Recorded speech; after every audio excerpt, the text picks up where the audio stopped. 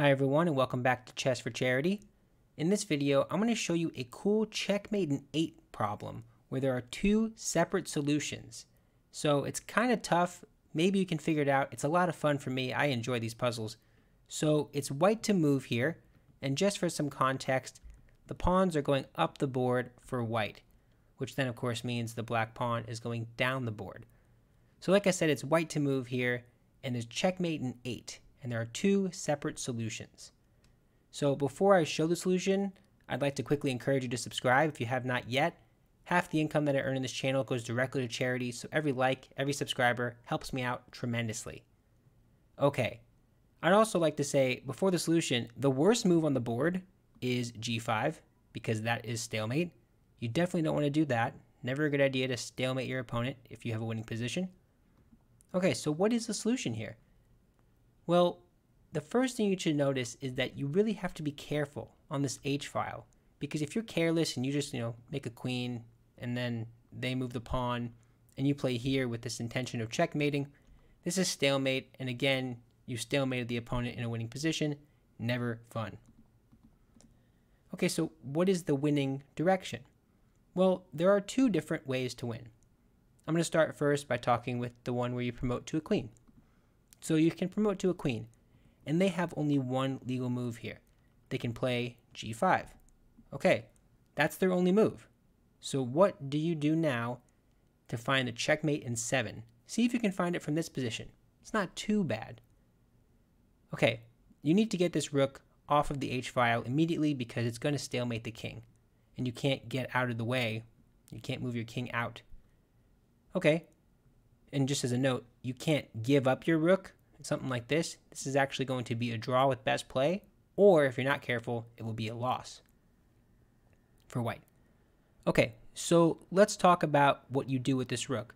Well, if you don't want to go on the h file, you only have one option, and that would be g8. Okay, you play rook g8. Now they play one of these two places, h2 or h1. Let's just say they play h2. What are you doing to checkmate them in 6 moves from this position?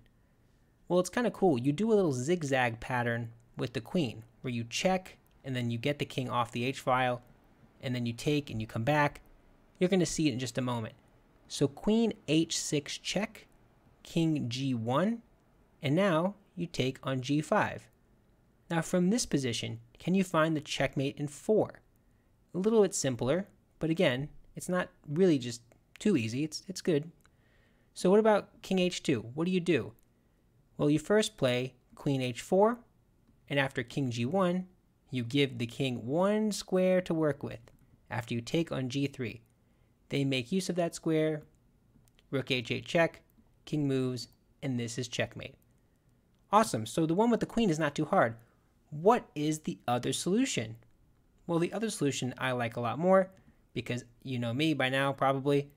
I like under promotions to a piece. So a knight, a rook, or a bishop.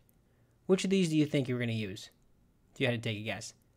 I would imagine you're right if you're guessing it because it's a knight. It's always a knight in these positions, right?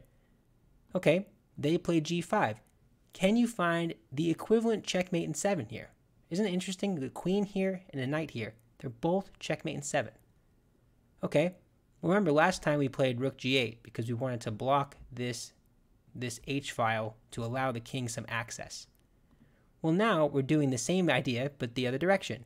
We're going to move this knight to block the rook on h8 from accessing this h file. Okay, king h2. Okay, what do you do? Well, you have to move this knight to give discovered check, right? What else are you going to move? You can move the rook. That's not going to be a fast mate. Okay, knight takes g5 check. The king runs back. Now remember which direction these pawns are going. These pawns are going down the board. So you can play knight h3. They can't capture this way. They're going down the board. Okay, the king has to run to either two. It does not matter which one. You can take this rook with check. The king runs back. From this position, can you find the checkmate in 3 moves? It's not super easy, but it's also not super hard either. Kicks off with knight h3. The king moves. You have to play the very nice, tricky knight g5. Maybe you're tempted to go this way. It's kind of cool that you go backwards. And then after king g1, you play knight f3, checkmate. Bang. So that's it. There are 2 different ways to checkmate black in 8 moves from this position. And I think it's something cool about it, where one of them you promote to a queen, the other you promote to a knight.